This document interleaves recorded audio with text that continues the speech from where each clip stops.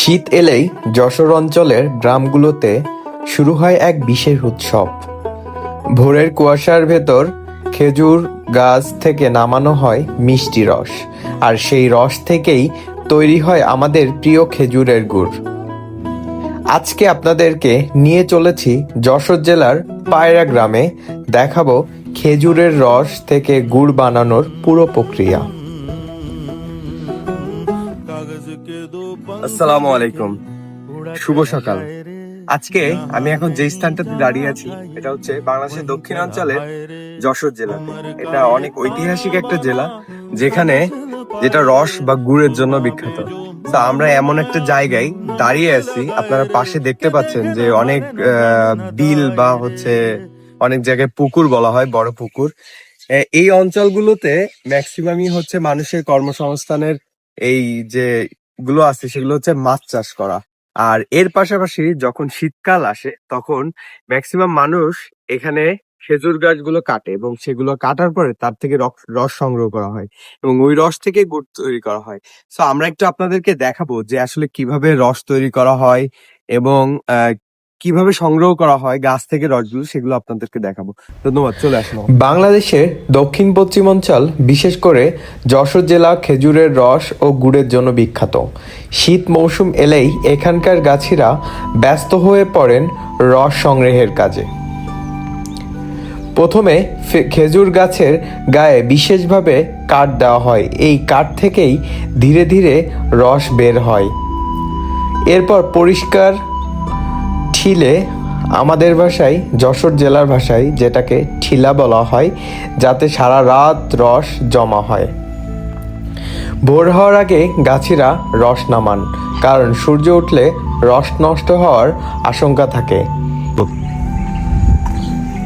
এখন আপনাদেরকে যে ইনফরমেশনটা দিব সেটা হচ্ছে আমাদের এইখানে যে রসগুলো কালেক্ট করা হয়, যেটাকে আপনারা অনেকে ভার বলে থাকেন বা হচ্ছে গুড়ের ভার বলা হয়, আমাদের এখানে এটাকে ঠিলা বলা হয়। এই ঠিলারতে হচ্ছে আমরা রসগুলো কালেক্ট করি। আর রসের যে ব্যাপারটা সেটা হচ্ছে এই গাছটা সপ্তাহে যখন গাছটা মানে রসটা সংগ্রহ করা হয় তার আগের দিন গাছটাকে কাটা হয়। এই গাছটা কাটার পরের দিনই হচ্ছে আপনার একদম ফ্রেশ রসটা পাওয়া যায়, যে রসটা খাওয়া যায়। বা হচ্ছে এরপরে রসটা যখন পাড়া হয়ে যায় তখন আবার ওই গাছটাকে আবারও ঠিলা দিয়ে হচ্ছে পাতা হয়, যেটা আমাদের ভাষায় বলা হয়। এইটার পরে হচ্ছে যখন আমরা এই রসটা পাই, তো সেই রসটা কিন্তু অতটা ফ্রেশ হয় না না, বাট ওইটার আগে যেটা থাকে সেটাকে হচ্ছে বলা হয় যে ফ্রেশ রস, যে রসটা দিয়ে আমরা মোটামুটি একদম আপনার দানা গুড় বলা হয়, দানা গুড় এবং হচ্ছে পাটালি তৈরি করতে পারি। তো আসুন আরেকটু ডিটেলস আপনাদের।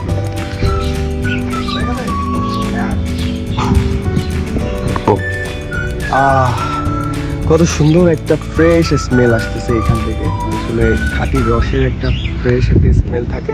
আপনারা যারা রসের কাছাকাছি আসছেন এর আগে, তারা হয়তো বুঝতে পারবেন। খুব সুন্দর একদম ক্লিন একটা রস, যদিও এটা বেশি রস হয় নাই। একটু দেখো রসমালা।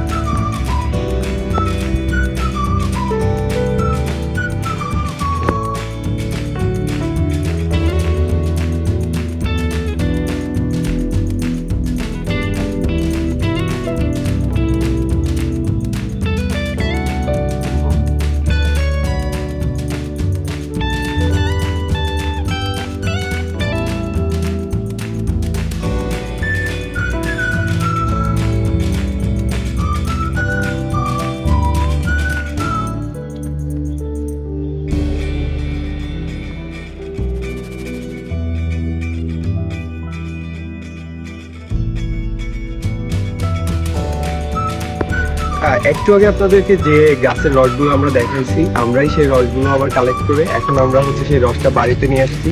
আমরা এই রসগুলো আবার হচ্ছে প্রসেস করব গুড়ের জন্য, কিন্তু সেইটার রসটা একটু দেখাই, রসটা কেমন আসলে, রসটার কালারটা একটু দেখুন।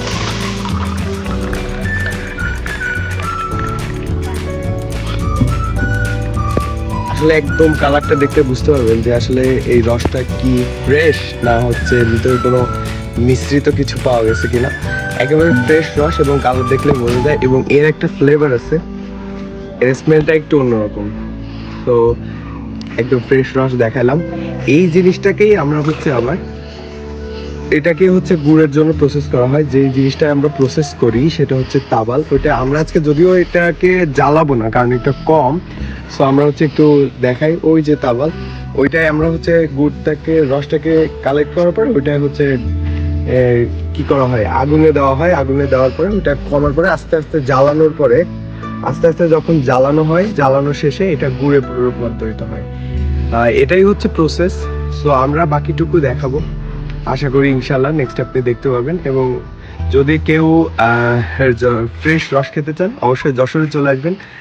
সবাইকে দাওয়াত রইল, সবাই আসবেন আমাদের এই দক্ষিণাঞ্চলের এই ঐতিহাসিক জেলা যশোর জেলা। যশোর জেলাতে আসবেন, এই ঠান্ডা আমেজে রসটা খুব ভালো হয়। সবাইকে ধন্যবাদ। এই হলো খেজুরের কাঁচা রস। অনেকে সরাসরি পান করেন, আবার বেশিরভাগ রস দিয়েই গুড় বানানোর জন্য রস বড় একটি তাফাল, মানে যেটার মাধ্যমে রসটাকে জ্বালানো হয়, চুলায় বসানো হয়, ধীরে ধীরে জাল দিতে হয় যাতে রস ঘন হতে শুরু করে। রস জাল দেওয়ার সময় উপরে ফেনা উঠে আসে, সেগুলো তুলে ফেলা হয়। কয়েক ঘন্টা পর রস ঘন হয়ে গুড়ে পরিণত হয়। এই কাজটা খুবই ধৈর্যের।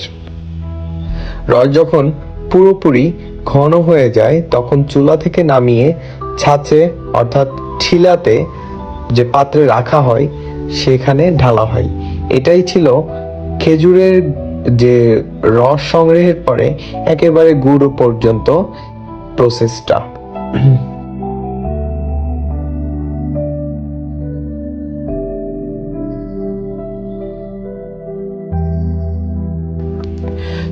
যশোর জেলায় এই খেজুরের গুড় শুধু খাবার নয়, এটি একটি আমাদের ঐতিহ্য। ভিডিওটি ভালো লাগলে লাইক দিন, শেয়ার করুন আর চ্যানেলটি সাবস্ক্রাইব করতে ভুলবেন না।